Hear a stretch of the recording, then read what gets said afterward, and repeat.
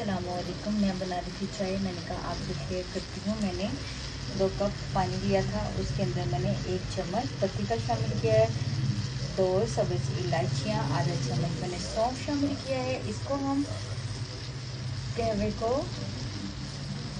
कपों में ट्रांसफ़र करेंगे। इसके अंदर हम ड्राई मिल्क शामिल करेंगे, थोड़ा सा गुड़ डालेंगे या शक्कर डालेंगे, फिर इसको हम पियेंगे। देखिए मैं बना रही थी चाय। देखें हमारी बिल्कुल तैयार है। हमने ड्राई मिल्क शामिल किया है। हमारे पास कप देखें कितने खूबसूरत हैं।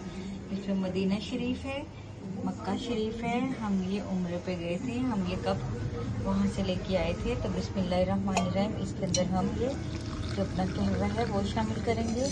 आप भी ड्राई मिल्क की चाय बनाइए, बहुत मज़े की ये चाय लगती है।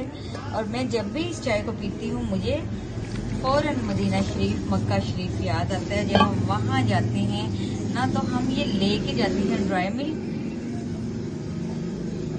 और हम शुगर लेके जाते हैं साथ। फिर हम वहाँ पे जाके केटल में ये चाय बनाते हैं। तो आप भी इस तरह के कप लेके आइए, अल्लाह पाक आपको भी ले जाए और आप भी इसी तरह की चाय बनाइए।